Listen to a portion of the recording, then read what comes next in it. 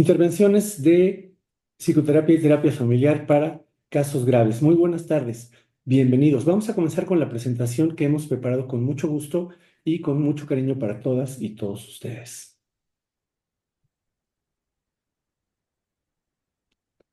¿Cuáles son las expectativas que ustedes pudieran tener con respecto del webinar? Mm, ¿Cuál es la intención de estar aquí?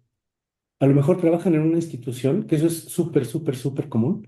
Trabajan en una institución en la que se presentan casos que son graves. Y de repente, cuando se nos presentan por ahí ese tipo de casos, pues queremos saber qué hacer con ellos, ¿no?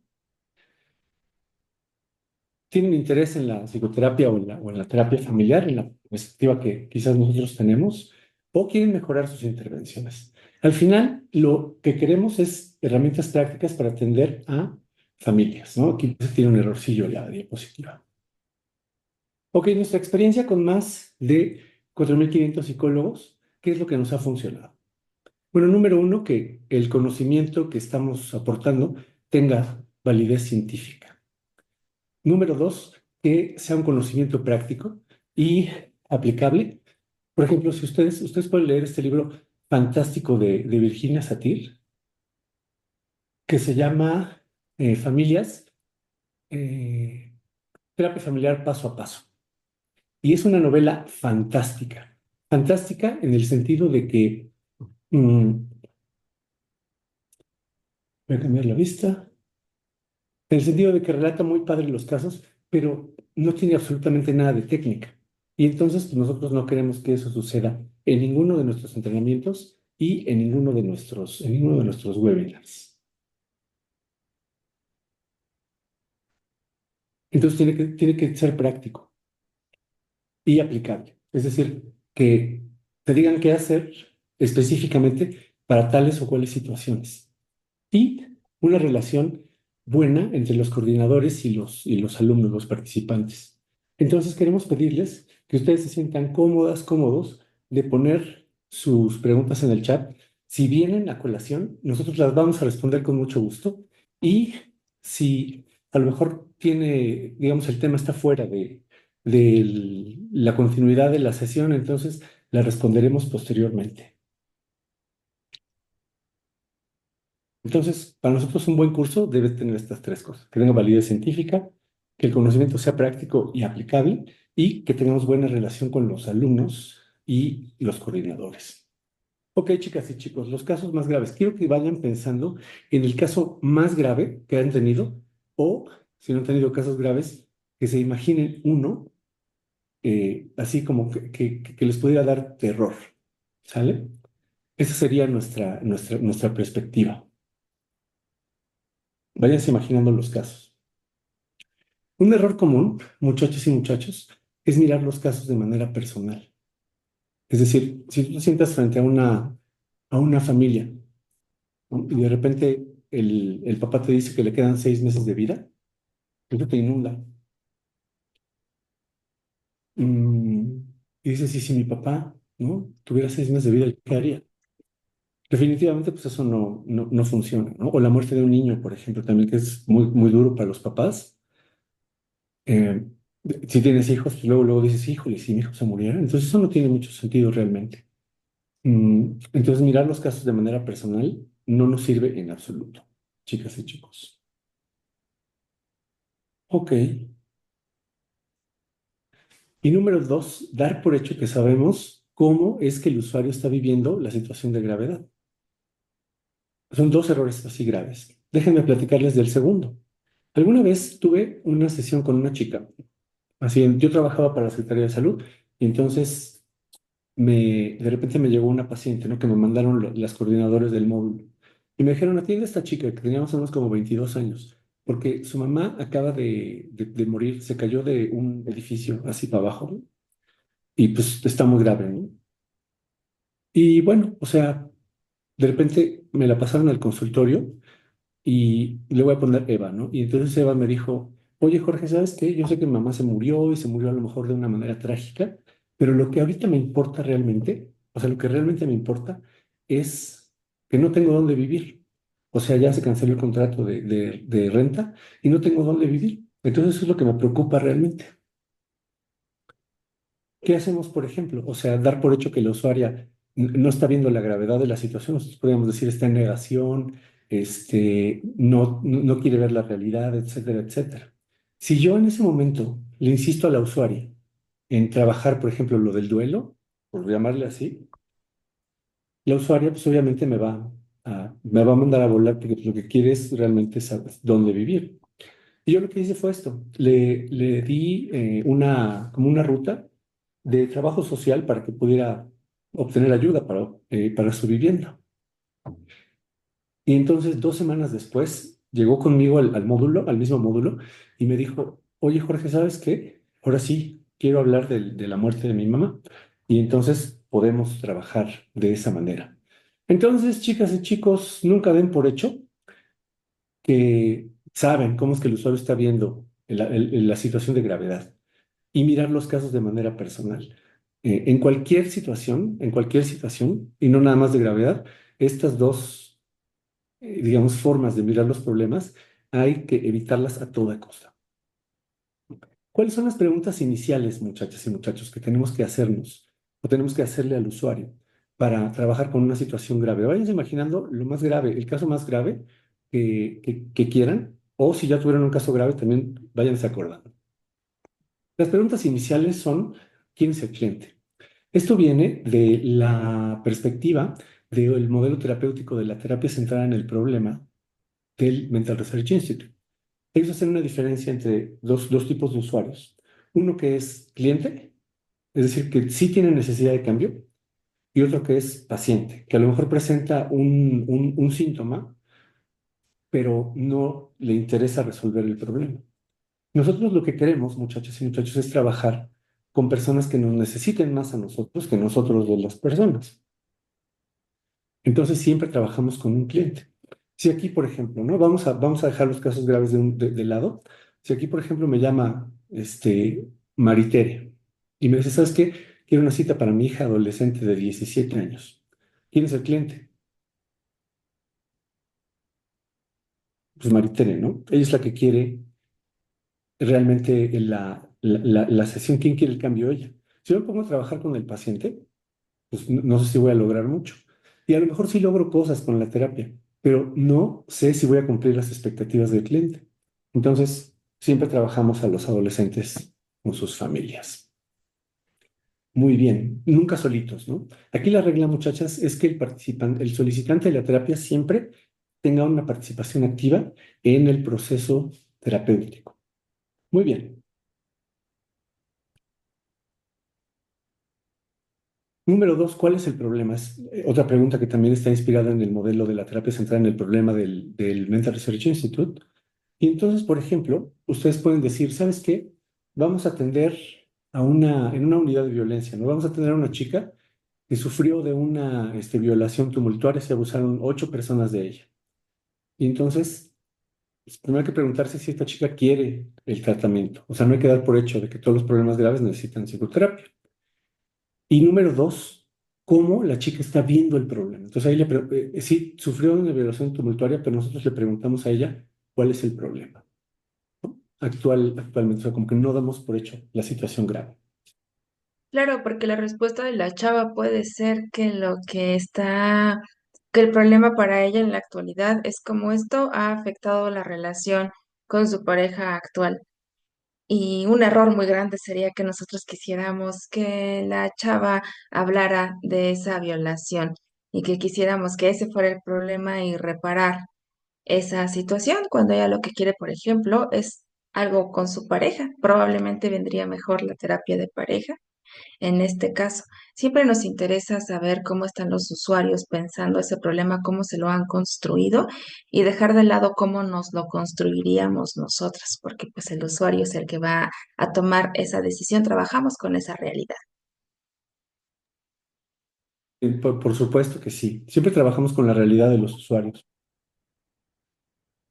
Esta es una pregunta que también es muy interesante del Mental Research Institute, o que ya tenemos un cliente, es decir, tenemos a alguien que quiere la terapia. Número dos, nos adentramos en cómo está construyéndose, especificamos un problema para trabajar con él. La pregunta número tres sería, ¿cómo es que esto es un problema para ti? Como dijimos ahorita, ¿no? ¿Cómo es que el hecho de que hayas pasado por esta situación con con los seis agresores es un problema para ti? Y entonces aquí vamos realmente como a deconstruir cómo es que la persona está viendo el problema. Es decir, estamos enfocados y estamos adentrándonos en la experiencia del usuario. Y esta es una pregunta fantástica, ¿no? También, o sea, ¿qué tan grave piensas que es? El hecho de que un problema sea grave para las personas implica que quieren cambiar. Entonces, las personas, entre más grave ven el problema, más sencillo es de resolver o más sencillo es de enfocarse, por supuesto. ¿Por qué? Porque tienen mucha necesidad de cambio. Ahora estoy pensando, Jorge, que si a esa pregunta de qué tan grave piensas que es, le agregamos una palabrita que diga qué tan grave es hoy, nos da información un poquito más puntual, porque pudiera ser que el usuario piense que antes fue más grave que ahora. Probablemente me haga eso preguntarle qué ha estado haciendo que en la actualidad ya no es tan grave, cómo ha logrado eso. Y entonces son discursos diferentes. Quiero decir que este tipo de preguntas nos va incluso acercando cada vez más y de forma más pronta y efectiva a un modelo terapéutico que satisfaga las necesidades de los usuarios de acuerdo a su discurso. Yo agregaría la palabra hoy. Venga. Sí, inclusive también puedes preguntar, ¿no? O sea, ¿cuál es el problema que te ha traído el día de hoy aquí? ¿O cómo es que esto es un problema para ti? ¿Qué tan grave piensas que el problema es hoy? Y bueno, ¿cuánto tiempo tiene? Aquí, por ejemplo, para nosotros es muy importante saber la temporalidad del problema, porque entonces, si el problema tiene 6 meses o tiene 6 años, ¿qué hizo al usuario venir hoy? ¿Qué lo motiva? Trabajar con las motivaciones de los usuarios para resolver sus problemas es realmente efectivo. ¿Cuánto tiempo tiene? ¿Y cómo es que el usuario o los usuarios en cuestión llegaron a pensar que la psicoterapia podía ayudarles? Una pregunta que también tenemos que hacer de acuerdo a este libro fantástico de Duncan Miller y compañía que se llama Heroic Client, el cliente heroico, a donde realmente ellos ponen un método muy importante con respecto a cómo trabajar informadamente por el usuario, ¿no? ¿Qué es lo que le está sirviendo? ¿Qué es lo que le está funcionando? Muy bien. Entonces, ¿cuáles son las acciones del terapeuta? Así, facilito. Son tres. En sesión nada más podemos hacer tres cosas. Obtener información, ampliar la información que estamos obteniendo e intervenir. Eso es todo lo que hacemos en una sesión psicoterapéutica. Así son como tres posibilidades nada más. Entonces, obtener información. Para obtener información realmente útil, para no tener sesiones en automático y así que al final de la sesión no sabes ni qué te dijo el usuario, tienes 40 hojas de que apuntaste. Realmente necesitamos reconocer la naturaleza de la información, ¿no? Es la información que estoy buscando de acuerdo a un marco de referencia científico o legal. Ahorita vamos a ver cuáles son los marcos de referencia científicos y legales. Y puedo predecir la respuesta del usuario. ¿A qué me refiero con predecir? Si yo estoy haciendo mi pregunta desde un marco de referencia, por ejemplo, si una usuaria le dice aquí a Angie, este, mi esposo me encierra. Ahorita salí porque pues, piensa que estoy en el mercado, pero mi esposo me encierra. Cuéntame un poquito cómo es que te encierra. Ok, entonces aquí Angie está esperando obtener información con respecto de la violencia de género para cumplir con la norma 046, ahorita lo revisamos, y sabe, para terminar precisamente la gravedad de la situación, sabe la respuesta. Y entonces ella va a decir, pues es que me encierra, por ejemplo, en las noches, para que yo no salga del cuarto. Y pues de día, como para disimular, a veces me deja salir como ahorita, que tuve que venir al mandado, pero pues tengo mucho miedo de él. ¿Qué otras cosas hace que te genera tener miedo de él? Porque si se fijan cómo está dirigiendo la entrevista fuera de algún modelo terapéutico y está enfocándose en el diagnóstico clínico de la violencia, ok, muy bien. Ahora, por ejemplo, si ella llegara y dijera, ¿y sabes qué? Quiero controlar mis celos. ¿Cómo? ¿Cómo te das cuenta de que te vendría bien controlar tus celos? Ok, ¿no? Entonces aquí ella va a decir, pues sí, o sea, mi pareja, estamos a punto de casarnos y entonces pues yo creo que eso fortalecería mi relación de pareja si yo fuera menos celosa. Oye, ¿qué tan dispuesta estaría tu pareja a venir a sesión para poder involucrarse en el tratamiento contigo y que juntos logren este objetivo a razón de que pues, se van a casar y que quieres ser menos celosa? No, yo quiero la terapia para mí. Es como aquí está ofreciendo una sesión conjunta, pero dice, no, no, no, yo quiero solita, o sea, yo quiero superarlo sola. Ujú. ¿Cómo te vas a dar cuenta de que ya lo superaste? Ok, todas estas preguntas de qué marco de referencia vienen, pues están centradas precisamente en la terapia enfocada en soluciones, ¿no? De Steve Shepard y Bill O'Han. Entonces Angie sabe cuál es la respuesta que quiere con respecto de esta pregunta que acaba de hacer, ¿no? ¿Cómo nos vamos a dar cuenta de que ya resolviste la situación de los celos? Está esperando una conducta, está esperando una reacción positiva por parte del usuario para orientarla precisamente a las excepciones y hacia las posibilidades. Entonces siempre debemos poder predecir, muchachas y muchachos, tanto las preguntas como las intervenciones. Ok, intervenir, predecir la efectividad de las intervenciones, ser consciente del tipo de respuesta que nos indique que la intervención ya funcionó y saber qué hacer en caso de que la intervención no haya funcionado. ¿Cómo lo logramos, chicas y chicos? Porque suena muy sencillo, pero a lo mejor te tienen muchísimas preguntas en la cabeza, ¿no? Con respecto a cómo lo logramos. Y aquí Angie les va a presentar esta mesa de tres patas, que así le puso Monse García, que es otra de nuestras maestras. Son los aspectos legales, modelo terapéutico y área clínica. Muy bien, nosotros decimos que el terapeuta tiene la obligación de tener conocimientos vastos, sólidos y tanto teóricos como prácticos en estos tres ámbitos, que son los que nos van a ayudar a solidificarnos, sentirnos cada vez más seguras y poder ejercer un tratamiento efectivo. Voy a empezar por lo de los aspectos legales que más al ratito Jorge va a profundizar, pero son aquellas normas oficiales mexicanas que empiezan diciendo que todo prestatario de servicio de salud público, privado o social debe obedecer a estas normas. Vaya, entonces no es una invitación, es algo que tenemos que estar obedeciendo y que siempre les invito a que veamos como con la finalidad de que nos oriente a tomar decisiones óptimas para los usuarios y no como algo malo o algo castigador. Hablamos, por ejemplo, del uso del expediente clínico, hablamos de referir a los usuarios, por ejemplo, ya nos anticipaba Jorge de la NOM 046, en el caso de violencia, saber qué hacer, cómo hacerle, a dónde enviarle, cuáles son esos documentos que deben de sustentar mis intervenciones. Por ejemplo, enviar a la usuaria a una institución especializada es una intervención. ¿Cuáles son esos documentos que deben sustentarse en el expediente clínico? Y todos con la finalidad de poder garantizar el bienestar de los usuarios. Los aspectos clínicos que vienen descritos en DCM-SIE que nos ayudan a hacer por medio de una entrevista psicodiagnóstica, examen mental y confirmar o refutar algún trastorno. Aprendemos a hacer preguntas abiertas y cerradas de acuerdo a los criterios que se describen.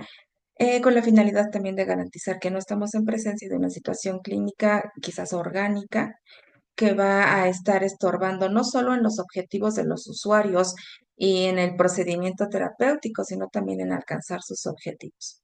Y bueno, el modelo terapéutico, que ese es el que ustedes prefieran usar.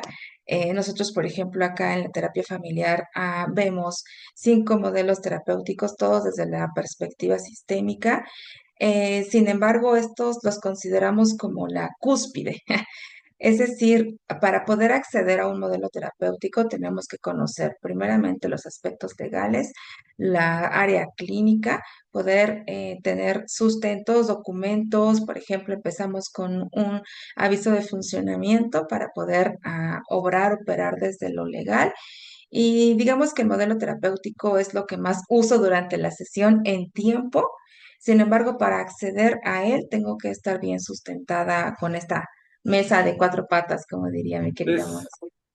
de tres Tres patas. patas. Entonces, en resumen, el área clínica nos permite detectar situaciones de riesgo nomás son tres, urgencias psiquiátricas, violencia de género y consumo de sustancias, para darle cumplimiento a los aspectos legales.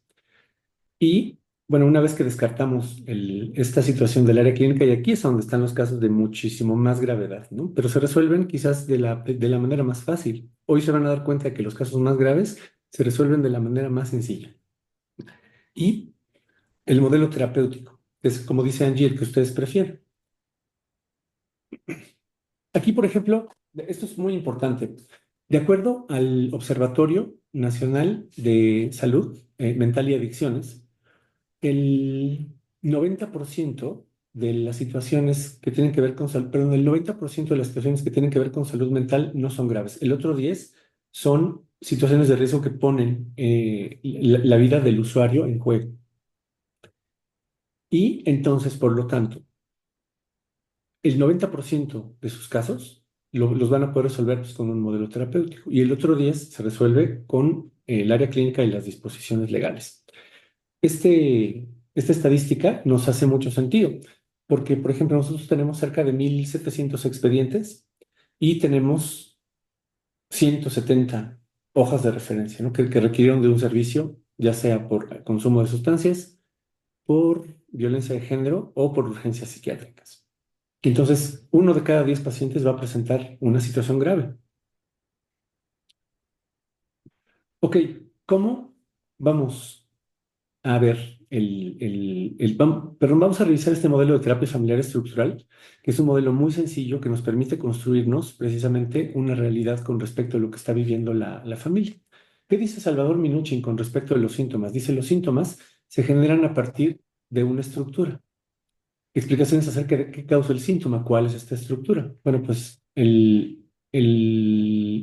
todos los solones, ¿no? O los subgrupos de la familia. El subgrupo de la pareja, el subgrupo de los papás, el subgrupo de los hijos, que Minuchin le llama olones, la familia de origen de él y la familia de origen de ella. Todos, obviamente los hijos, pues, tienen un papá y una mamá, ¿no? Aunque haya fallecido, tuvieron un papá y una mamá. Y también tienen familia de origen. Y ahora los problemas se generan a causa de que los miembros de la familia no ocupan su lugar jerárquico o no lo ocupan bien. Fíjense en este ejemplo así, súper sencillo. Em, También, yo sé que están tomando notas, pero esta presentación también se las vamos a dejar para que dispongan de ella. Si aquí el papá le dice a los niños, ¿no? Niños, pónganse a hacer la tarea. Y la mamá le dice, espérate tantito, porque los niños están, están ahorita viendo la tele. ¿Quién tiene el poder? Pues estos tres, ¿no? Digamos como que están en el lugar de los papás, ella y los niños, y en el lugar de los hijos, pues está el papá porque nadie lo pela. Eso es un error jerárquico, ¿no? Y entonces los miembros de la familia no ocupan su lugar. Ahora, aquí viene otro ejemplo. Si de repente la mamá les dice a los hijos, con una fregada, pónganse a hacer la tarea, me los voy a chanclear. A lo mejor sí ocupa su lugar, pero no lo ocupa bien porque pues, esa no es una buena forma de ejecutar una función parental. Es realmente sencillo ver los problemas desde esta perspectiva.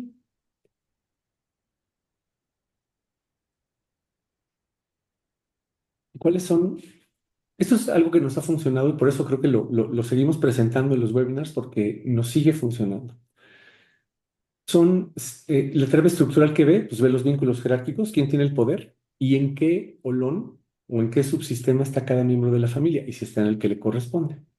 ¿Cuál es el objetivo del tratamiento? Bueno, pues restablecer el orden jerárquico, cambio de perspectiva que tienen los miembros de la familia entre sí y que los miembros de la familia ocupen su lugar jerárquico y lo ocupen bien. Objetivo secundario del tratamiento, obviamente, pues atender el motivo de consulta por el cual nos están solicitando la sesión. ¿Qué tipo de información necesito? Necesito, obviamente, información con respecto de la estructura, es decir, cómo está conformada jerárquicamente la familia. Número dos, ¿qué le preocupa? Para enfocar mi entrevista precisamente en eso que le preocupa a la familia. Y número tres, ¿cuáles son los significados importantes para la familia? ¿Saben por qué los significados, muchachas y muchachos? Porque, por ejemplo, si yo tengo aquí un papá, dos papás que son muy apapachadores, ¿no? Y los niños traen todo el poder. Y entonces el papá dice, yo soy apapachador y consecuente porque pues, de chiquito me trataron muy mal. Y ella dice, pues yo soy apapachadora porque pues, a mí me apapacharon muchísimo, yo crecí muy bien. ¿Cómo creen que el significado del apapacho va a impactar en la jerarquía? Pues que los niños van a hacer lo que quieren. Entonces también es muy importante, fácil, estructura, qué le preocupa a la familia y los significados importantes, así súper sencillo.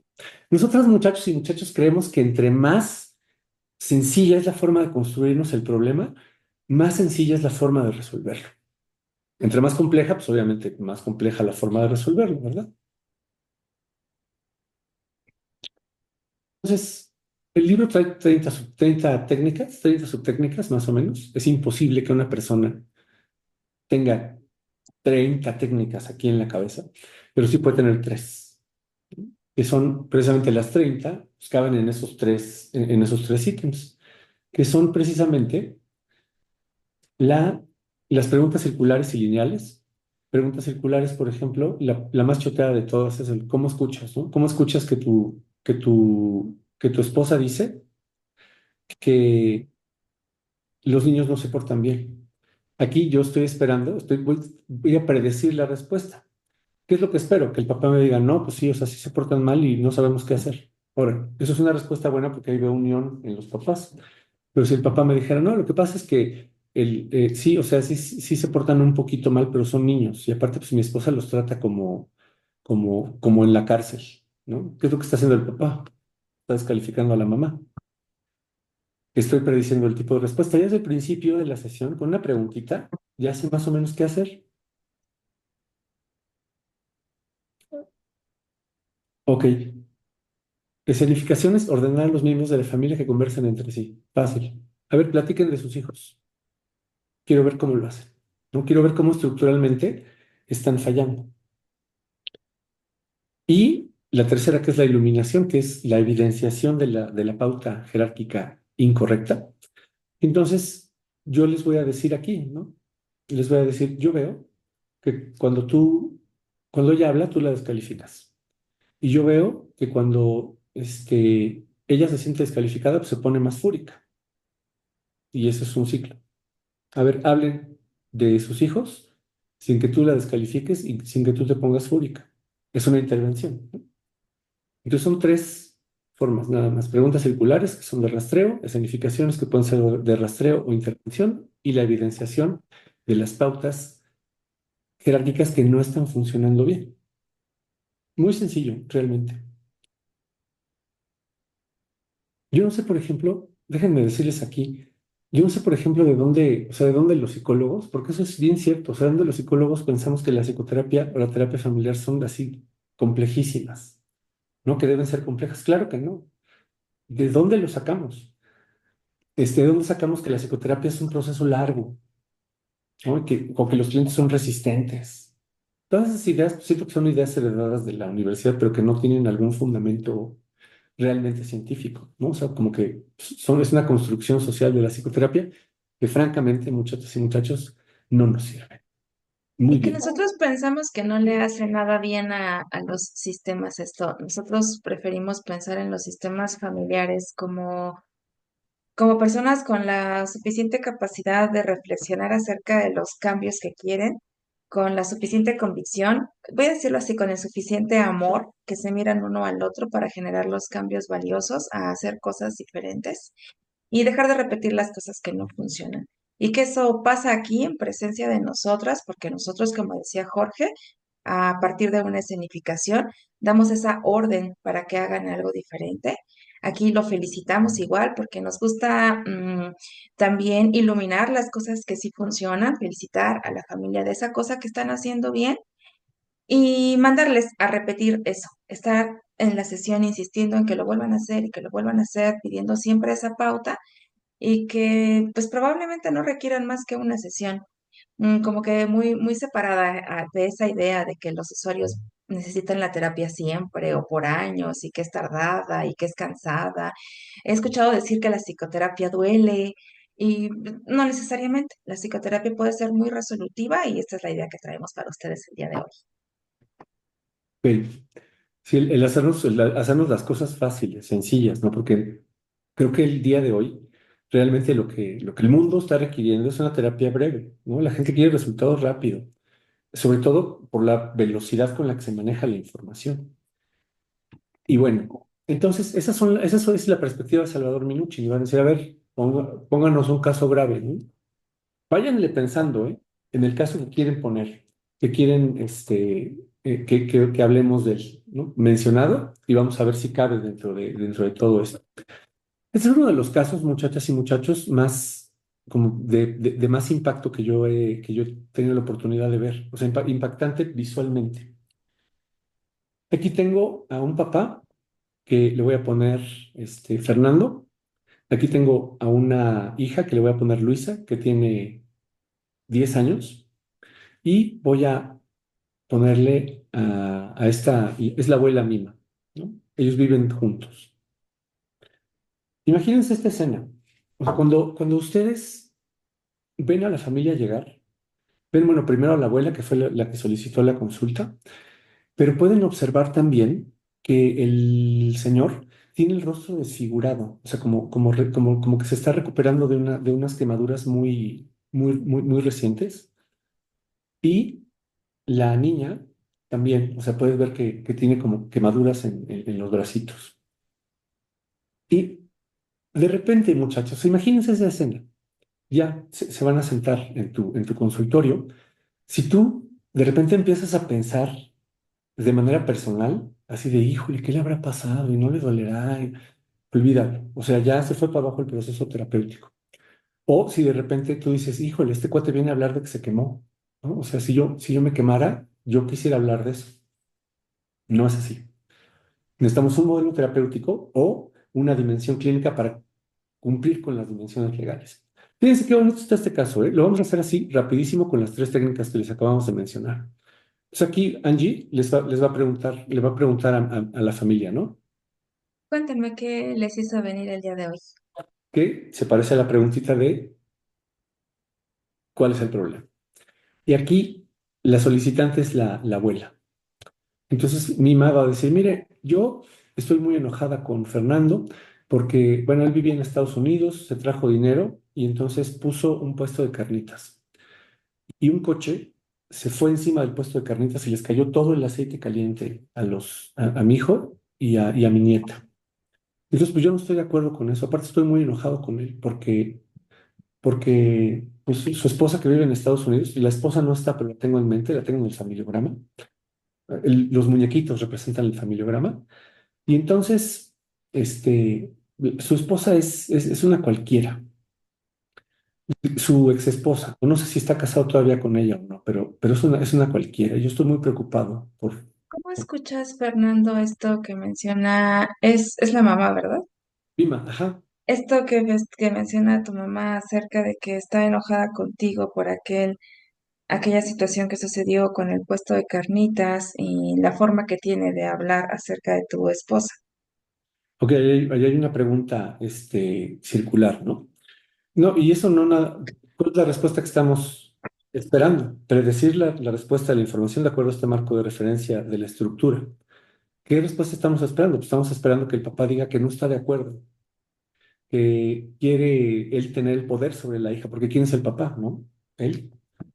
¿Quién debería tener un poder secundario sobre la niña? La abuela. ¿Quién tiene el poder primario sobre la niña? La abuela.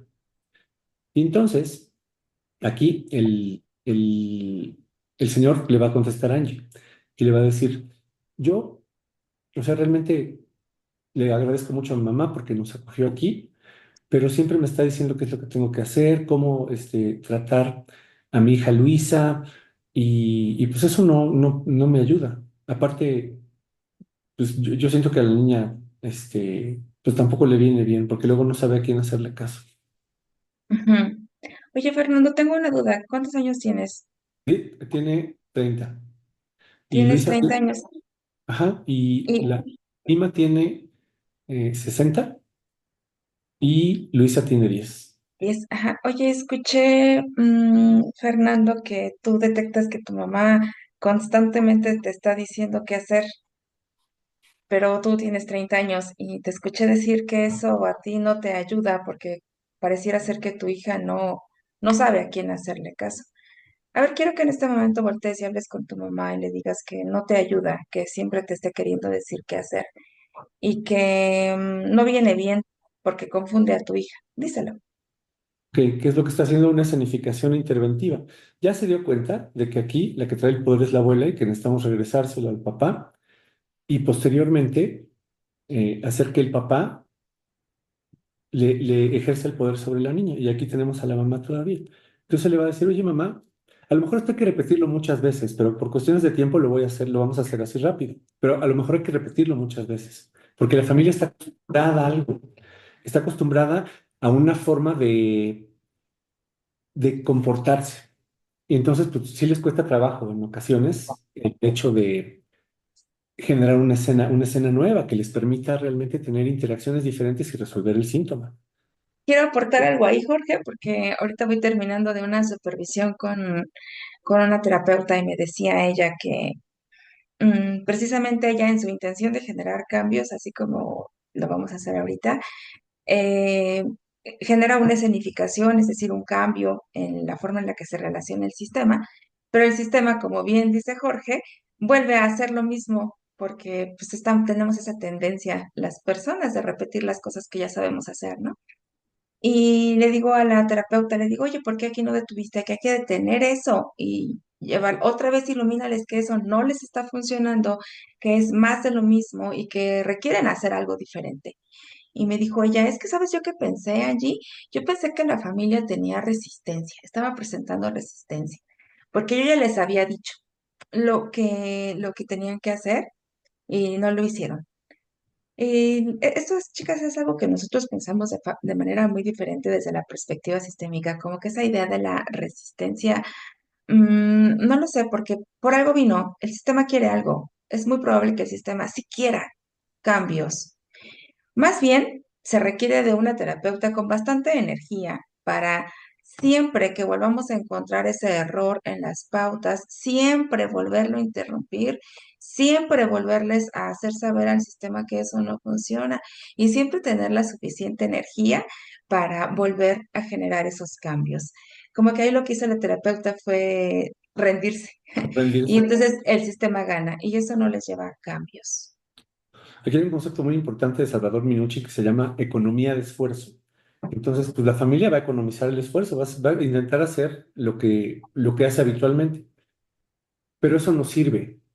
No sirve para darnos cuenta de las pautas que son estructuralmente incorrectas y corregirlas en vivo y generar los cambios también en vivo. Esta es una terapia en vivo, no hablamos de la música con la que se baila en casa, hablamos, queremos ver a la familia bailar. Entonces aquí él le va a decir, oye mamá, ¿sabes qué? Yo siento que me descalificas frente a Luisa y la verdad es que a mí me gustaría pues, que me respetaras las decisiones que yo tomo. Y que sí, pues gracias por apoyarnos y todo eso, pero pues yo quiero que tú me apoyes. Aquí seguramente la abuela le va a decir, oye, ¿qué tipo de respuesta estoy prediciendo? Puedo predecir dos, una buena y una mala, para ver si mi intervención funciona. Voy a predecir la mala, en donde la abuela le dice, lo que pasa es que tú eres un desobligado, siempre estás fuera, ya se te va a acabar el dinero que te trajiste de Estados Unidos y no has hecho nada y descuidas a la niña, yo tengo que hacer las tareas con bla, bla, bla. Es una respuesta mala. Una respuesta buena sería, oye, sí te devuelvo el lugar de papá y ahora ¿cómo te ayudo? Vamos a irnos por la respuesta buena, que es estructuralmente correcta. Entonces le va a decir, gracias, mamá, pues, por apoyarme, ¿no? Ay, perdón, ¿pero qué contestó Luisa? Digo, la señora. Que sí, que Ah, lo va a apoyar, que le va a devolver el lugar de papá y él dice gracias por apoyarme. ¿qué necesitas de tu mamá para que ella pueda? Porque yo me doy cuenta que ella es una abuela que quiere ayudarte, no nada más a ti, sino también a su nieta. ¿Qué necesitas de ella para que pueda brindarte ese apoyo? Pues necesito que siga cuidando a Luisa, pues que me A dé ver, chance, pídeselo a ella. ok, necesito que sigas cuidando a Luisa, pero que me des chance de yo llegar a hacer la tarea con ella, porque pues es un tiempo que quiero pasar con ella también. Haciendo un responsable. ¿Tú cómo escuchas esto respecto a lo que te pide tu hijo de que él quiere cuidar de su hija, más requiere que tú la ayudes a cuidarla en ese tiempo, pero que él pueda regresar a hacer la tarea? Ah, y eso es lo que le he estado pidiendo todo el tiempo, ¿no? Que se haga cargo de eso. Muy bien, y voy a irme con Luisa. Oye, Luisa, ¿tú qué piensas ahorita que estás viendo a tu papá y a tu abuela que hablan así, poniéndose de acuerdo respecto a cómo apoyarte, a cómo hacer las tareas contigo, a cómo cuidarte? ¿Tú qué piensas en este momento? Y entonces aquí Luisa va a decir, pues es que siempre se estaban peleando, pero ahorita los veo muy tranquilos y me da gusto que mi papá vaya a estar más cerca de mí. Porque a veces sí me hace. Ujú. O sea que ahorita los estás viendo tranquilos a tu abuela y a tu papá. A ver, diles qué significa para ti verlos tranquilos. Ok, entonces la niña les va a decir aquí, mira, abuelita, y la verdad es que pues yo a veces siento que sí, luego le hablas feo a mi papá, ¿no? Y pues mi papá también te contesta feo y eso a mí no me gusta. Esta era una niña así, como muy vivaz. Y entonces aquí la niña le va a decir a la abuela, mira, mi papá, yo sé que fue un accidente y que lo que nos pasó fue muy feo y que fuimos a dar al hospital y todo eso, pero lo que más me hizo sentir bien, digamos, de ese evento, fue que mi papá me cubrió con su cuerpo para que a mí no me cayera el aceite y entonces él como que absorbió todo el aceite y me salvó. Entonces, pues sí es un buen papá. Oigan, yo estoy viendo algo muy bonito porque me queda claro que tanto la abuela como el papá tienen toda la intención de cuidar de Luisa. A veces se habían equivocado cuidándola, contestándose feo mutuamente, pero escucho que han tenido otras formas bonitas de cuidarla, como con el cuerpo cuando sucedió ese lamentable accidente. ¿Usted cómo escucha, señora, que su hija ha detectado que su papá es un buen papá? ¿No? Que la protegió del aceite. Entonces ya, aquí vamos a corroborar que la pauta que hemos generado de que Fer esté más cerca de su hija, de que la abuela sea intermitente en el olón parental o en el subsistema parental y que ellos dos tengan una buena relación. Entonces, ella va a decir respuesta buena y respuesta mala. O sea, siempre tenemos una respuesta que sí funcionó, la intervención y una que no funcionó. Así fácil. Pero tienes que tener el marco terapéutico en la mente para saber si sí funcionó o no funcionó, porque si tienes una ensalada acá de gestalt, psicoanálisis, cognitivo-conductual y sistémico, pues obviamente no puedes predecir las respuestas, no sabes cuál es la intención precisamente de las preguntas. Entonces aquí la abuela va a decir, bueno, pues, o sea, yo no había visto eso de que mi hijo la protegió y pues sí la protege porque pues es luchón, o sea, pone negocios y sí la protege. Y bueno, pues yo me voy a mantener al margen. Esa es la respuesta que estamos esperando. Si la abuela, por ejemplo, dijera, que es muy probable, pues es que, o sea, yo no veo que la proteja porque no hace con ella la tarea, y aparte la deja hablar con su mamá, que es una cualquiera. Y aquí, ¿no? Más o menos, vamos a ir por el lado malo, ¿no? Le vamos a preguntar a Luisa, ¿cómo escuchas que tu abuela dice que es una cualquiera? No, pues no me gusta, díselo, ¿no? ¿Eso te ayuda? No, no me ayuda. Entonces ya, por ejemplo, aquí resarcimos esta relación también. Y así podríamos continuar con el caso, ¿no? Vamos a suponer que la abuela dijo, sí, órale, ¿no? Eh, yo te voy a devolver tu lugar de papá. Esta familia pues ya está lista, ¿no? Para irse y vamos a preguntarles si requieren una segunda sesión. Y este es un caso que al menos a mí me impactó así muchísimo, ¿no? Pero realmente la manera en la que te construyes los casos graves es lo que te permite salir de esto. Ok, muy bien. Tenemos otro caso aquí entonces se los vamos a platicar rápido por cuestiones de tiempo. Tengo aquí a la abuela, digo, perdón, a la mamá, y es una familia más o menos de grande, ¿no? Y tengo aquí a Marisol. Voy a tener aquí a Berta y a Marisol, ¿sale? Y a José Manuel. Ahí está. Muy bien. Este sería más o menos el familiograma. Son dos chicas ya grandes de, de 30 y 28. Papá, mamá. Y asisten a la sesión el papá y la mamá. Es raro, que nosotros hagamos esto, pero aquí por la insistencia de la hija fue que decidimos tener nada más a la hija y al papá. Entonces aquí les preguntamos, ¿no? ¿Cuál es el problema? ¿Qué le sucede el día de hoy aquí? Y aquí la hija va a decir, bueno, mira, lo que pasa es que yo tengo, o sea, yo me echo cargo de los negocios, yo me echo cargo de mi hermana, yo a veces hasta me hago cargo de mi mamá. Entonces las ponemos, aquí están, en el familiograma, aunque no estén en la sesión. Y ahorita ya, o sea, lo que derramó la gota del vaso es que mi papá tiene un secreto grande con ellas que no les ha querido decir. Pregunta circular, ¿no? ¿Cómo escuchas que tu hija dice Que se ha hecho cargo. que tiene todas las responsabilidades? Y entonces él dice, pues sí, sí le he cargado la mano, pero es que ella es la inteligente y es la que hasta me ayuda a consolar a su mamá cuando se pone mal. Y aquí vamos a preguntarle a ella, ¿no? Con una iluminación, ¿cómo llegaste tú a tener el papel de protectora de la familia?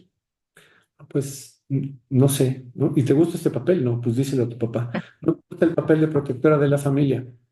Respuesta buena o respuesta mala, ¿no? Entonces aquí la respuesta buena sería, bueno, ok, ¿no? Ya, te libero de esas responsabilidades. Respuesta mala, pero es que yo te necesito ahora más que nunca, hija.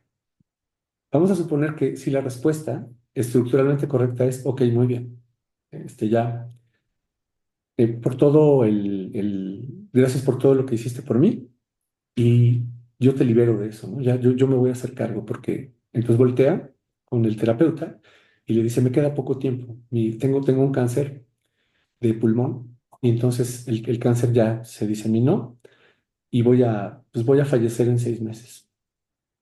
Y aquí la chica va a decirles, y ese es el secreto que mi papá tiene, que no le ha querido decir a mi familia. ¿Qué usamos para hablar del secreto? No decimos, pues es que se los tienes que decir, ¿no? Y oye, ¿y cómo estás afrontando tú el duelo de que se va a morir tu papá? Personal, ¿no? Todo personal. Aquí lo que Más bien vamos a hacer, algo estructural, ¿no? Acerca de lo que vemos que no funciona. Le quisiera preguntar a Marisol, el que tu papá te comparta este secreto, me da la impresión que es otra vez estar cargando cosas que probablemente no te correspondan. ¿Qué te gustaría que tu papá hiciera para que tú dejaras de cargar el peso de ese secreto? Díselo. que le, que él le diga a mi hermana y a mi mamá que se va a morir porque pues lo ven sano y me dicen, oye, ¿cómo va tu papá de salud? Y pues yo tengo que mentir y ya, yo digo que mi papá debe decirles que ya va a fallecer en seis A ver, meses. habla con tu papá respecto a eso, que te libere de las mentiras, que te libere de la carga del secreto y que hable con ellas. Ok, pues quiero que se los pidas y el papá dice, sí, órale, pero le va a decir Angie a la terapeuta, y sabes qué, pero quiero hacerlo aquí, ¿no? Y entonces, pues ya viene toda la familia. Rápido se los vamos a platicar porque ya tenemos poquito tiempo. Tal vez les robemos 10 minutillos después de las 6:30. Y entonces el papá les va a decir, a ver, ¿no? El papá escribió una carta donde les decía que se iba a morir, y con sus peticiones también. Y aquí, por ejemplo, le pedí a ella que, bueno, que se siguiera haciendo cargo del despacho de arquitectos. Le pedí a ella que terminara el posgrado de literatura que había elegido y que se pusiera a trabajar y que ayudaran a la mamá, ¿no? Y a la mamá le dijo, gracias por todos estos años maravillosos de ser esposa. Es una sesión bien, o sea, como muy triste, ¿no? De mucha intensidad. Y luego preguntamos a cada uno de ellos cómo escuchan que el Señor se va a morir. No damos por hecho. Ella dice, pues bueno, ¿no? Vamos a disfrutar el tiempo que nos queda. Ella va a decir, yo no quiero que se muera. Y bueno, pues ella ya sabía. Así, no, pues yo ya sabía. ¿Qué vamos a hacer? Una escenificación y le vamos a decir al papá, ayúdale a tu hija a que esto de que vas a morir sea menos doloroso. usando el olón parental. Vale, va a decir, yo no quiero que estés triste, quiero que vivas tu vida y que termines tu posgrado. Respuesta buena y respuesta mala. La respuesta buena sería, ok, papá, ¿no? Va a ser una buena forma de venerar tu memoria. Respuesta mala, pero es que yo no quiero que te vayas, papá, que no sé qué. Podemos inclusive pedir la ayuda de la mamá. A ver, ayúdenle a explicarle, ¿no? Entre todos, explíquenle a la hermana menor que el papá se va a morir. Y entonces yo les dije, ¿quieren una sesión subsecuente? Ya después de que la hermana se tranquilizó más, la hermana menor. Y este es uno de los casos así más, yo creo que más impactantes que yo que personalmente yo he vivido. El, el señor, bueno, ya se despidieron todos de mí, de mano y de abrazo, y el señor, ya no quisieron una sesión, ¿no? Y el señor se me quedó viendo así con cara porque me vio como, lo que yo estaba pensando es, nunca voy a volver a ver a este cuate, ¿no? Y entonces el señor me dijo, yo sé que a lo mejor esto fue impactante para usted, pero no se preocupe, no se preocupe, yo me voy en paz, me voy a ir en paz, no se preocupe. ¿No? Ya me dio la mano y un abrazo y dije, este cuate no lo voy a volver a ver. Y en efecto, ¿no? Yo creo que ya falleció hace algún tiempo. Me hiciste pensar, Jorge, en esto que cuenta la esposa, ella quiere disfrutar el tiempo que queda con su pareja. Y yo tengo un caso muy parecido. Y al final de la sesión yo le dije a la familia, cuando ya se estaban comunicando diferente, mm, les decía yo que no sé que si querían una sesión subsecuente, más yo estaba pensando que como ellos dijeron que lo que querían era disfrutar, pues más valdría disfrutar ese tiempo, pues ellos, porque venir a terapia, venían desde acá en Pachuca, venían desde CDMX. Y decía yo, bueno, pues ese tiempo no porque lo quieran disfrutar conmigo, ¿verdad? Me da la impresión que lo quieren disfrutar ustedes cuatro, como escuchan esta idea de seguir disfrutando el tiempo entre ustedes. Y a la familia le hizo muchísimo sentido esto de, pues, seguir en el objetivo de disfrutar. Y ahí está, ¿no? Entonces, chicas y chicos, no importa el tamaño del caso. Si tienen una perspectiva terapéutica, ¿ya? Es muy fácil. O sea, realmente, con estas preguntitas sencillas de quién es el cliente, o sea, quién quiere la terapia, cuál es el problema, cómo este es un problema para la familia y abstraerlo precisamente desde un modelo terapéutico que sea preferentemente simple, pero efectivo. Así. Y este modelo simple y efectivo nos dice que la problemática no es que el señor se vaya a morir o el cáncer. La problemática de esta familia radicaba en que la hija estaba ocupando un lugar que no le correspondía. Es más, ella lo describe como algo con mucha carga. Y acerca de pautas comunicacionales, de secretos, de no contar las cosas, aquí lo corregimos y bueno, la familia se va diferente. Ok. Estoy prendiendo y apagando la cámara para que quede bonito el video, ¿eh? Muy bien, chicas y chicos. Entonces, un modelo terapéutico. ¿Sale? Miren, vamos a ver rápido uno individual. Eso es también es más sencillo todavía. Es terapia centrada en soluciones de Steve Shazer y Bill O'Hanlon, que es uno de los principales exponentes, y entonces ellos piensan que siempre hay excepciones a los problemas, por muy graves que parezcan, y todos los usuarios cuentan con recursos y habilidades personales. Entonces, si el niño se hace pipí en la cama lunes, martes, miércoles, jueves, viernes, sábado y el domingo no, preguntamos qué pasa el domingo, ¿no? Para ensanchar precisamente esa percepción. Y como este es un modelo postestructurado, el origen de los problemas ya no nos importa. Nos importa más cómo lo conciben las personas. ¿Qué información necesito? Bueno, pues obviamente necesito hablar de la situación problemática, cómo la concibe el usuario, cuáles son las excepciones al problema, cuándo el problema no está presente y recursos personales, ¿no? ¿Cuáles son las habilidades que tiene el cliente propias? Y obviamente generar objetivos terapéuticos, aquí sí, muy puntuales, muy específicos, alcanzables, para que la terapia sea efectiva. Fíjense, ahorita vamos a hablar precisamente de la, de la chica, ¿no? Que se le murió la mamá en un accidente, así que se cayó, ¿no?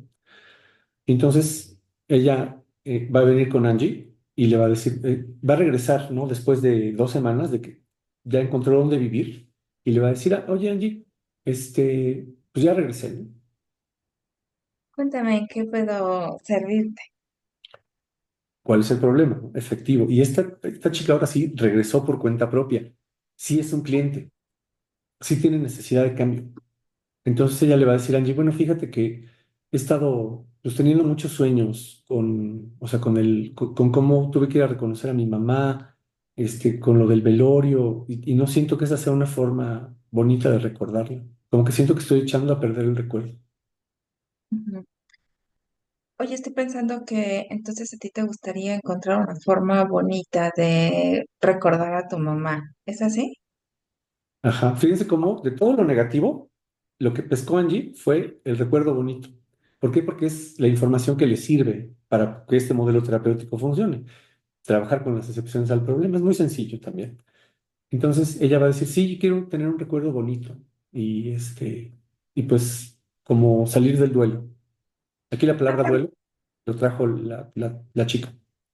háblame de la última vez que pudiste recordar a tu mamá de una forma bonita. Ok, fíjense cómo otra vez se centra en las excepciones. Entonces ella va a decir,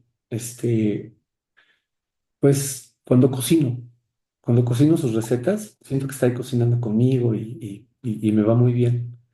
Y ahí sí, por ejemplo, me acuerdo de ella cuando estaba en la cocina y no me acuerdo de ella en la plancha, ¿no? Donde la vi. Ah, o sea que cuando cocinas, te acuerdas de ella, es como, a ver si te entendí, te acuerdas de los aprendizajes que te dejó ella respecto a la cocina. ¿Es así? Ah, sí. ¿No? Y aquí, por ejemplo, Angie ya tiene muchísima tela de dónde cortar, ¿no? Por ejemplo, podría preguntarle cuál es el platillo que más le gustaba a tu mamá y que a ti te gusta cocinar, ¿no? ¿Qué cosas te decía ella? ¿Qué cosas le gustaría a tu mamá verte haciendo ahora, aparte de la cocina? ¿Cómo te gustaría que tu mamá, cómo te gustaría que tú recordaras a tu mamá, ¿no? Qué bonito. Y si tu mamá estuviera aquí y le estuvieras recordando bonito, ¿qué diría? Ya, ¿no? O sea, ¿por qué? Porque, ¿cómo nos salen las preguntas así tan rápido? Pues porque tenemos el marco de referencia de lo que estamos buscando, ¿no? Aquí, Angie, tú también tienes algunas preguntas en mente. Sí, yo le quería preguntar cuáles son esos otros aprendizajes que se acuerda que su mamá le dejó, qué significan para ella el día de hoy, cómo los pone en práctica y seguir escarbando el tema de los recuerdos bonitos. ¿Qué otros recuerdos bonitos has tenido de ella últimamente? Háblame del último recuerdo que tuviste de tu mamá. ¿Cómo te vas a dar cuenta de que esos recuerdos bonitos siguen presentes en ti? Y todo eso orientado a las excepciones, ay, se me fue la palabra, arroz blanco en los frijoles, ¿no? Esas cosas que también están ahí y que a lo mejor no son siempre tan evidentes en el discurso, más es nuestro papel irlos encontrando y ampliarlo. ¿No? Y aquí podemos inclusive felicitarla, ¿no? Así como seguramente eres buena cocinera. ¿Cuántos recuerdos bonitos tienes de tu mamá? Hay mucha gente que no tiene, pero tú sí. Y entonces sería como terminaría la sesión, ¿no? Así, en una conducta muy específica que conectar el significado del recuerdo bonito de la mamá. Ya, es bastante sencillo. Ahora, bueno, ustedes han de decir que como que preparamos los guiones de los casos, de veras, si para cada webinar o para cada transmisión en vivo de los martes a las 7 de la noche intentáramos hacer un guión de todo esto, no se puede. O sea, realmente, por ejemplo, Angie no conocía los casos el día de hoy, ¿no? Simplemente salió. ¿Por qué tenemos todas las ideas tan parecidas? Pues porque nos movemos desde marcos de referencia muy similares, ¿no? O sea, la terapia centrada en soluciones y la terapia estructural. Hay otros tres modelos que abordamos en el diplomado que también, o sea, son modelos muy sencillos que tienen soluciones rápidas, ¿no? Que proveen soluciones rápidas. Ok, entonces esa sería la terapia centrada en soluciones. ¿Cuáles son las técnicas que usamos ahorita? Fíjense, fácil. Normalizamos, así, pues a lo mejor todo el mundo se sentiría triste, ¿no? De no tener recuerdos bonitos. Aquí, por ejemplo, están los recuerdos bonitos. ¿Y qué hizo Angie? Pues los amplió, ¿no? Preguntar sobre las excepciones, las detectamos, las construimos o las ampliamos, pero siempre nos centramos en las cosas positivas. Y los elogios, ¿no? Oye, qué bueno que ya conseguiste el recordar bonito a tu mamá. Ok, ahora sí, chicas y chicos, ya tienen sus casos de los más difíciles que se puedan imaginar. A ver, pónganlos en el chat, en lo que les voy platicando del equipamiento de los consultorios. Vayan poniéndolos en el chat. Ok, estas son las disposiciones oficiales aquí en México para cualquier consultorio de psicología. Se los voy a dar rapidísimo. Todos necesitamos un aviso de funcionamiento que se tramita ustedes pónganle COFEPRIS, aviso de funcionamiento en Google y les va a salir una página, ¿no? O si, por ejemplo, si vives en Guadalajara, aviso de funcionamiento Guadalajara. Muy fácil, es un trámite gratuito. Y la Ley Federal de Protección de Datos Personales en posesión de particulares, que nos dice que tenemos que proteger los datos precisamente de los usuarios con los que estamos trabajando. Norma oficial mexicana del expediente clínico. Esa es la norma que ustedes casi, o sea, tienen que tener de memoria. Esa es la norma que más nos atañe en todos los procesos terapéuticos, porque nos habla de los expedientes, de la confidencialidad, también de cómo generar las notas clínicas, de cómo generar hojas de referencia en las situaciones de riesgo. Entonces, es una norma que tenemos que tener así muy puntual. De hecho, nosotros le dedicamos prácticamente una sesión de 4 horas a revisarla para que nuestros alumnos puedan manejar el expediente así, sharp. Y la norma 05 de los requisitos, digamos, que requieren ustedes, valga la redundancia, para tener su consultorio. Esos artículos también, el reglamento de la Ley General de Salud está muy largo, pero estos son los artículos que creemos que para la infraestructura son importantes. Los consultorios de psicología, en el artículo número 10, son considerados como establecimientos de atención médica, de salud. Todas las unidades deben contar con un responsable sanitario con título y cédula de los servicios que correspondan a los servicios del establecimiento. Y aquí hay una que casi nadie tiene. Poner a la vista el horario de asistencia del responsable sanitario y horario de funcionamiento del establecimiento. Poner a la vista el título y cédula profesional y documentos probatorios. El artículo número 59 dice que deberán contar con las áreas, ¿no? De recepción, sala de espera, en la que no existan objetos o instalaciones que puedan poner en riesgo la vida de los usuarios. Y las destinadas a la exploración física, al área de control administrativo, instalaciones sanitarias adecuadas y las demás que fijen las normas oficiales mexicanas. ¿Cuál es el mobiliario que debemos tener? Bueno, esto está la norma 005 del mobiliario. Y en el apéndice número C, aquí está, ¿no? Mobiliario, asiento para el psicólogo, asiento para el paciente y su acompañante, asientos para pacientes en caso que atiendan grupos o que atiendan familias, pues ahí deben tener dónde sentarlos. Guarda material y papelería, que me parece que se refiere al lugar, a un lugar que tenga un acceso controlado para, para albergar los expedientes y un sistema para guardar los expedientes clínicos, ¿no? Mueble para escribir. Muy bien. ¿Cuáles son las normas que ustedes tienen que conocer o sí para operar como psicólogos o psicoterapeutas aquí en México? La NOM 004, la NOM, ok, ahí va. Y la NOM 047 del grupo etario de 10 a 19 años, que también tiene un cuestionario de tamizaje por ahí que nos indica que siempre que tenemos un menor de edad, tenemos que ver que esté sano físicamente, que vaya a la escuela, que esté bien nutrido, que esté seguro y que no consuma drogas y también que hablar con respecto del área de la sexualidad, que esté seguro en ese sentido. Ahora sí, ¿ya pensaron en el problema más grave, muchachos y muchachos? ¿Ya lo pusieron en el chat? Ahora, bueno, no los veo dos. Me acerco, dice, podría ser una persona con problemas de adicción o drogas, alcohol y sus familiares en la misma situación. Órale. Ven. Ok, muy bien. Bueno, atender un caso sería de violación. Ahorita les vamos a decir cómo. Los casos de adolescentes que por una u otra razón terminan involucrados en el crimen organizado, en especial cuando llegan al grado de sicarios, o por el contrario, cuando estén involucrados en prostitución. Ok, muy bien. Hablen del caso de cutting e intento de suicidio. Ok. ¿Ya? ¿No se les ocurre otro así que ustedes digan, no, este caso nunca me gustaría tenerlo en mente? en mi consultorio. Les ruego al Dios de los terapeutas que no se presente este caso en mi consultorio.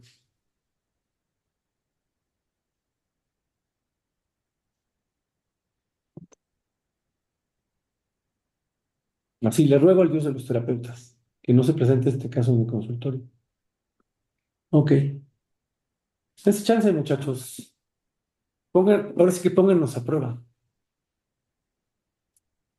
Hay que poner a prueba todo lo que aprendemos, hay que ponerlo a prueba, hay que ponerlo a prueba. Porque si no lo puedes aplicar, no sirve. O sea, no sirve.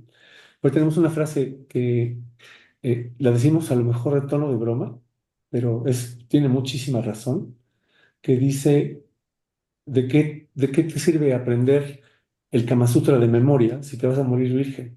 No tiene caso, ¿no? Ok, tenemos de narcisismo y... Creo que se trabó Jorge, pero les cuento la siguiente parte del chiste, Ahí estoy, que ¿no? dice que pues, si te vas a morir ¿Ya virgen, estoy? ¿no? Como Ajá. Sí, ya estoy. Perdón. No, sí, ya terminaste el chiste, ¿no? Angie, ¿sigo aquí? adicciones. Por acá dice, dice Amanda, a mí no me gustaría tener un caso de violación de un padre a su hijo. Esmeralda dice temas de narcisismo, psicopatía, personalidad límite. Miriam dice algún tema de secuestro sería muy complicado. Por acá Sandra dice, buena, caso de violadores reincidentes, muy bien, reincidentes. Emily dice un caso de adolescente que atenta contra su vida conduciendo una moto a alta velocidad debido a duelo no resuelto, experiencia traumática en la infancia. Muy bien. Venga. Dejamos escucharte un rato, Jorge, pero creo que ya te escuchamos Sí, bien. me fui, creo que pues, estuve aquí en una intermitencia, pero qué bueno que ya estoy de regreso. Ok, miren, vamos a ir contestando una por una después de estas diapositivas. Sí, hay respuesta para todas y cada una de los casos que ustedes pusieron. Definitivamente. Aquí, muchachos y muchachos, esta diapositiva le explica Angie Precioso, que es una de nuestras diapositivas favoritas. Está está prácticamente en todos nuestros webinars y en todos nuestros cursos.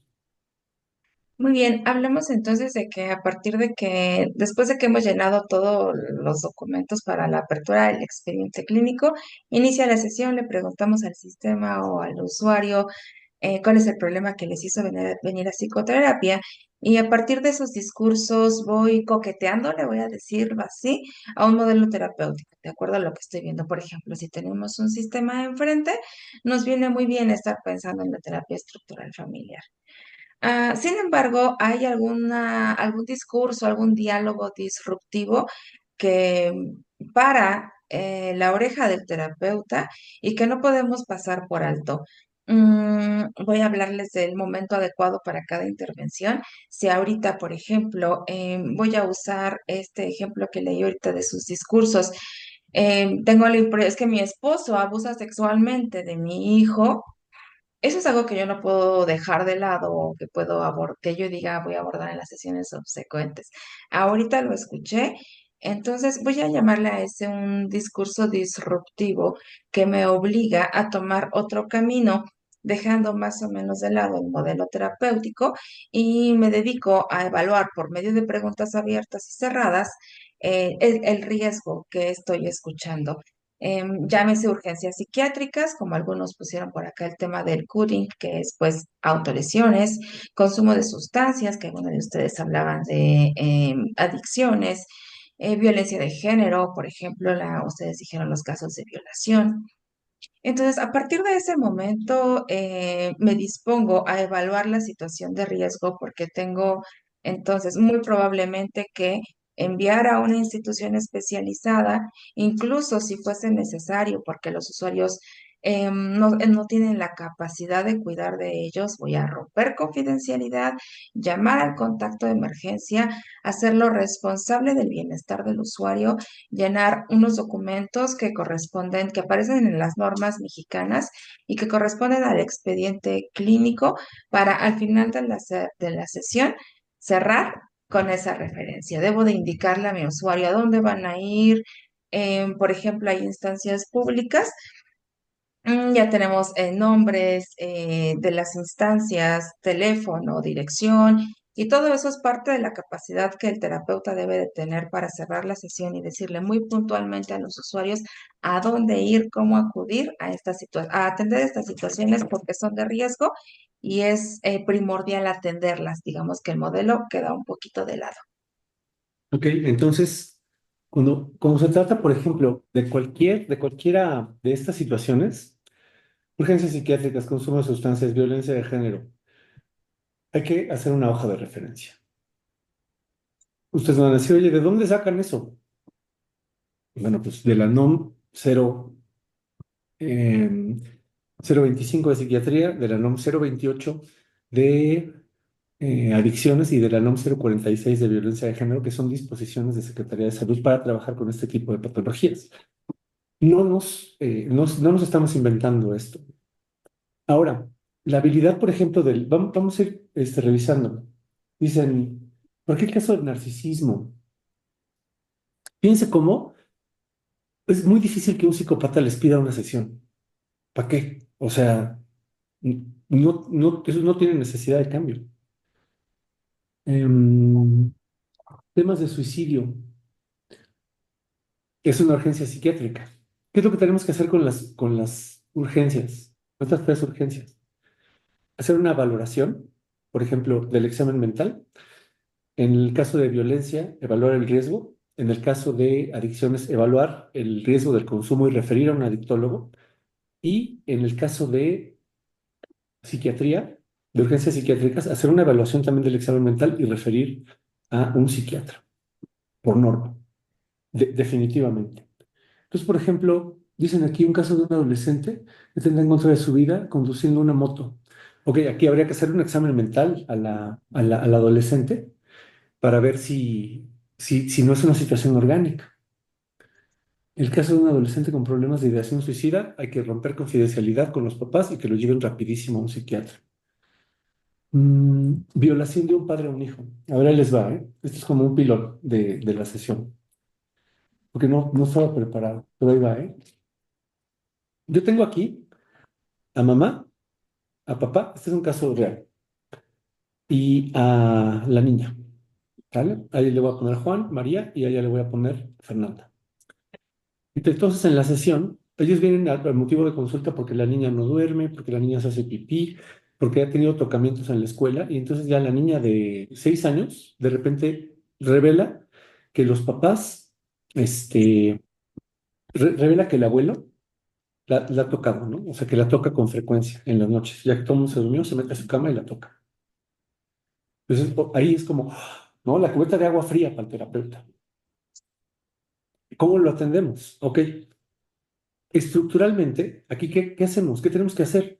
Tenemos que fortalecer el olón parental para que hable de una manera en la que no lastime a la niña, más con respecto del abuso en vivo, con los recursos de la familia.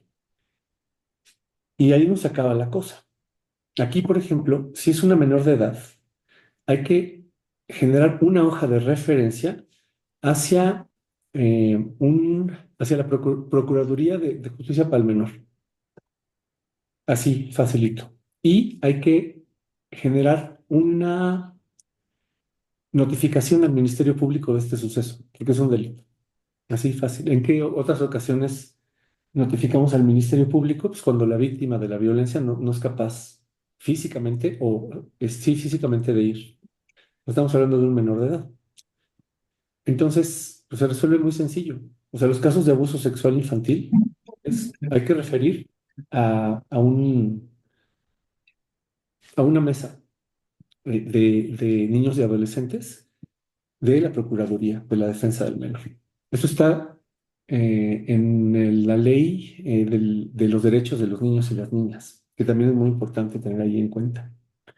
Y ahora, si por ejemplo resultara que papá y mamá no son un sistema lo suficientemente fuerte para poner a esta niña en una situación de bienestar, pues no me sirven los papás. Tengo por allá un contacto de emergencia a quien voy a llamar y le voy a contar este evento que está poniendo en riesgo la vida de la niña y voy a responsabilizar, en este caso creo que es la abuela, de la chavita. Ay, perdón. Así es, venga. Una pregunta. Entonces, realmente se vuelve muy sencillo. Jorge, una pregunta. Gracias, adelante, Andy. Y Jorge, ¿ahí qué pasa si, por ejemplo, y si los papás dicen que no quieren que se le notifique a la Procuraduría? O sea, uno lo hace aunque ellos no Sí. quieran. Es obligatorio, Ok, es obligatorio, ajá, es obligatorio, así fácil. O sea, ellos no tienen que enterarse, pero sí es obligatorio. ok, gracias. Entonces, chicos y chicas, rápido y fácil. Jorge, Los una pasos, pregunta, que perdón. venga. O sea, este reporte que tenemos, que se tendrá que hacer es solo si es menor de edad, porque pongamos el ejemplo que el que es abusado ya es mayor de edad. Órale, ya tiene 18, ¿no? Más de 18. Entonces, como ya tiene más de 18, entonces la decisión de denunciar o no, si es de él, y habría que referirlo, por ejemplo, a una unidad, ahí sí, a una unidad de atención específica para las mujeres, ¿no? Centro de Justicia para Mujeres, este Instituto de las Mujeres. Hay un chorro de unidades que trabajan con violencia exclusivamente. ¿Por qué? ¿Por qué no lo seguimos atendiendo nosotros? Porque si yo me quedo, por ejemplo, con un paciente que me dice que se quiere suicidar, a lo mejor a la que sigue ya no regresa. La gente nada más se muere, o sea, se hace daño, o se quiere morir por dos cosas. Pero ya no ve el futuro, ya no ve nada en el futuro, o por un impulso, así, fácil. Entonces, cualquiera de esas dos, ¿no? Que tengan una idea o que tengan una planeación sobre todo, o que ya lo hayan ejecutado, van derechito al psiquiatra. Así, muy, muy sencillo. Y de acuerdo a la NOM 028, por ejemplo, en las situaciones de consumo hay que hacer una valoración básica. Todos los profesionistas de la salud, sobre todo los psicólogos, deberíamos saber hacerlo. Ok, muy bien. ¿Y cuáles son las disposiciones? Bueno, pues aquí está la NOM 025 de psiquiatría, la NOM 028 de adicciones y la NOM 046 de violencia familiar y sexual contra las mujeres. ¿Cómo evaluamos el riesgo, muchachas? También muy sencillo. ¿Qué tan frecuente es y qué tan intenso es? O sea, por ejemplo, aquí en el caso del abuso sexual, pues es suficientemente intenso. Si, por ejemplo, yo tengo una familia a donde el papá le da nalgadas a la niña, que es una línea bien delgadita. ¿Cada cuándo? No, pues le dio una nalgada. Y no es tan intenso, a lo mejor eso no amerita una hoja de referencia. Hay que evaluar clínicamente cada caso, cada caso. ¿Con qué frecuencia piensas que te quieres morir todo el día? Y los pensamientos son intensos, sí. ¿Y los vas a ejecutar? Sí. ¿Cómo los vas a ejecutar? Pues ya sé que si choco con un tráiler a 150 kilómetros por hora, ya no sobrevivo, aunque vaya en un coche con toda la seguridad del mundo. ¿Y de dónde sale todo esto? Pues de los criterios diagnósticos de DSM. Y sí, para eso sirven los criterios diagnósticos, muchachas y muchachos, para generar hojas de referencia a las instancias pertinentes para cumplir con la normatividad mexicana de las disposiciones en salud. También para proteger, obviamente, la vida, ¿no? Y la integridad de los usuarios. Ok, ¿cuáles son las dos condiciones, muchachas? Esto va así y también es como muy de memoria. ¿Cuáles son las dos condiciones en las que se puede entregar la hoja de referencia? Tienen que cumplirse dos condiciones. Que tengan las condiciones mentales adecuadas y que sea mayor de edad. A lo mejor aquí un chavo les dice que se quiere morir y que tiene un plan de estrellarse contra un tráiler. Este, pues no tiene las condiciones mentales, tengo que llamar a un contacto de emergencia. Una chavita que te dice que consume, de 16, que te dice que consume marihuana. Hay que romper confidencialidad, por eso no trabajamos con adolescentes solitos, siempre los trabajamos con familias. Llamar al contacto de emergencia o inclusive al que firmó el consentimiento informado para precisamente darle esta noticia de que su hija consume y entregar la hoja de referencia precisamente al padre o tutor. ¿Por qué? Porque ella no es mayor de edad. A lo mejor sí está en condiciones mentales, pero no es mayor de edad. Una chica que va a terapia, por ejemplo, porque recién sufrió una violación por parte de un primo y ella tiene 19 años. El primo la amagó y la violó. Entonces, ella está en condiciones mentales, sí está en condiciones mentales, es mayor de edad, sí es mayor de edad, entonces hay que hacer una hoja de referencia hacia un instituto de las mujeres, por ejemplo. Y más o menos así resolvemos pues, todos los casos graves, ¿no? Si te pones, es que cuando dices, es que es violencia, abuso, suicidio, cutting, son un balde de agua fría para el terapeuta. Pero si tienes los conocimientos suficientes, pues obviamente pues, puedes atender. Por eso decimos, ¿no? Que si ustedes terminan nuestro curso, pueden atender cualquier caso de terapia familiar o terapia individual que se presente en sus consultorios. Ok, muy bien. Nuestra meta es conocer las intenciones de cada una de tus preguntas e intervenciones y saber qué quieres lograr, ¿no? Obtener información o intervenir. Tener la capacidad de predecir el resultado de una intervención y saber qué hacer si no funciona. Tener un marco teórico simple pero efectivo, ¿no? El DCM, el CIE, las disposiciones legales y el modelo terapéutico.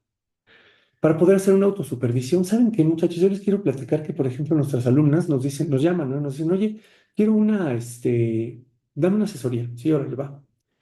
Nuestras asesorías por teléfono duran 10 o 15 minutos. ¿Por qué? Porque tenemos un marco de referencia muy sencillo y muy sólido como para poder hacer este tipo de supervisiones y realmente a los alumnos les funciona. Si el marco de referencia es complejo, pues ya tienes que pagar una supervisión de 1 hora que te vale 1,000 pesos. Ok.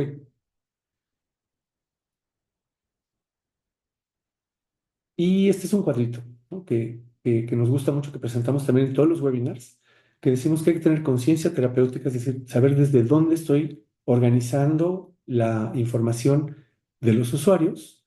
Si no hay una situación de riesgo, entonces en el 90% de los casos, pues voy a utilizar un modelo terapéutico con una intervención deliberada. Si hay una situación de riesgo, utilizo DCM y CIE para cumplir con las obligaciones legales y también es una intervención deliberada. Esto este concepto de deliberated practice es de un buen amigo de nosotros que se llama Scott Miller, que es un genio precisamente para evaluar qué es lo que sí funciona en psicoterapia. De hecho, tiene dos ejes de trabajo que son un pilar también de nuestros cursos, que son el deliberated practice o intención deliberada, y la otra es trabajar informadamente por los clientes, es decir, con respecto a que si les está funcionando o no. Y para eso tenemos esta escala de evaluación, muchachos, que evalúa, por ejemplo, si se sintieron escuchados, si abordaron lo que el usuario quería, si te gusta la forma de trabajo del terapeuta y por último, si la sesión fue útil. Esta escala la aplicamos en todas nuestras sesiones de terapia individual, en terapia de familia se la aplicamos al solicitante del tratamiento y en terapia de pareja la aplicamos por duplicado. También es de Johnson, Miller y Duncan de 2003. Es un instrumento estandarizado a nivel internacional que te dice si realmente estás haciendo buen trabajo o no. Cuando mandemos la presentación, muchachas, y el video del día de hoy, les hacemos llegar también esta escala con mucho gusto. ¿Cuáles son nuestras intenciones con nuestros alumnos? Que descubran un estilo propio, que construyan un espacio de trabajo propio, si es que no tienen uno, que destaquen en otros espacios de trabajo y que cuenten con la gratitud de los usuarios. Muy bien, chicas y chicos, para despedirnos, vamos a platicarles del 85 Diplomado en Terapia Familiar que tenemos en conjunto con Hospital General Pachuca de Secretaría de Salud. Es un curso que está avalado por Secretaría de Salud a nivel nacional y tiene 85 ediciones. Estas son las distinciones del curso. Nos gusta generar un aprendizaje profesional, práctico y que sea entendido y entretenido. Que sea, que tú digas, híjole, ya es viernes, ya me quiero conectar porque tengo mucho entusiasmo de ir a la siguiente sesión. Obligaciones legales y diagnóstico clínico. Creo que somos de los poquitos, si no el único curso que realmente aborda estos temas de las obligaciones legales y el diagnóstico clínico, específicamente para situaciones de riesgo. Práctica clínica supervisada con familias y pacientes individuales reales. Porque, bueno, voy a volver a decir lo de hace rato. porque creo que me trabé. ¿Para qué te aprendes el Kama Sutra de memoria si te vas a morir virgen? ¿No? O sea, hay que practicar, practicar, practicar. Y hay que demostrar en la realidad que lo que aprendimos en el curso sirve. Tenemos un grupo de WhatsApp para las situaciones administrativas, pero ahí pueden contar con nosotros siempre, ¿no? De hecho, hay alumnos que nos escriben de las ediciones 50 a 40 y tantas y les contestamos con mucho gusto. Con respecto de algún caso, si es una situación de riesgo así urgente, pues ahí en el chat está Angie, está Mons, está Carla, estamos casi todos los maestros de psicoterapia 13 y alguien puede contestar para orientarnos. ¿Qué van a poder hacer después del curso, muchachos y muchachos? Van a poder hacer procesos terapéuticos exitosos y breves. Cuando me refiero a exitoso, me refiero a la disminución de la situación o de la conducta problemática como para ya no representar un problema en intensidad y frecuencia y que haya un cambio de perspectiva, es decir, sigue pasando lo mismo, pero ya para mí ya no es un problema. O la satisfacción de los usuarios con el tratamiento también, de cambios permanentes, que en un lapso de 1 a 6 meses los cambios se mantengan y que esté apegado a las disposiciones legales a las normatividades mexicanas y a las leyes que rigen precisamente la práctica de la salud y obviamente de la salud mental. Esta triada, por ejemplo, de los cambios permanentes, que sea breve y que sea exitoso, la pueden encontrar aquí en el libro de O'Hanlon de Desarrollar Posibilidades, un libro bastante bueno. ¿Qué vamos a revisar, muchachas? Vamos a revisar un módulo de bases teóricas, dos modelos estructurados de la terapia sistémica, el modelo de la terapia estructural y el modelo del Mental Research Institute para terapia individual, y cuatro modelos postestructurados de terapia sistémica, narrativa, soluciones, colaborativa y equipos de reflexión. Y obviamente tenemos sesiones muy específicas para generar un diagnóstico clínico con respecto de las situaciones de riesgo, obligaciones legales y, bueno, aquí el módulo, la cereza del pastel, es la práctica clínica supervisada. Es dirigido para psicólogos, no aceptamos otras profesiones porque a nadie le gusta tener un contador de compañero en nuestros cursos, ¿verdad? Dura 13 meses, del viernes 14 de marzo de 2025 al viernes 27 de marzo de 2026. ¿Cuál es el horario? De atenciones todos los viernes, calendarizados de 5 a 9 de la noche. Se pasa el tiempo rapidísimo. La sede es por videoconferencia Zoom y tiene valor oficial por parte del Departamento de Enseñanza e Investigación del Hospital General Pachuca de Secretaría de Salud a nivel nacional en México. Ok, ¿cuánto cuesta el curso? Normalmente cuesta 2,500 pesos, pero ustedes pueden tener una beca del 33% con inscripción anticipada y las mensualidades en lugar de quedar en 2,500 quedarían en 1,600 pesos. Realizando transferencia o pago electrónico o depósito en efectivo de la primera mensualidad que equivale a la inscripción por 1,600 pesos. La fecha límite de inscripción con beca es este próximo viernes 7 de marzo de 2025. Te obsequio con su inscripción todos los documentos esenciales del expediente clínico de los que hablamos hoy: consentimiento informado, aviso de privacidad, hojas de referencia, hojas de extensión de responsabilidad, historia clínica y todas las videograbaciones del curso de manera permanente. Es decir, van a poder consultar el curso siempre que así lo necesiten. Estos son nuestros WhatsApps, muchachos y muchachos, el de psicoterapia 13 y el de Carla y yo. No sé, muchachas, si tengan alguna duda o alguna pregunta, les voy a compartir el... Ok. No sé, pero hay alguna duda o alguna pregunta. Sí, yo tengo una pregunta, Jorge. Este curso es el mismo que había empezado en diciembre, ¿verdad? En noviembre, sí.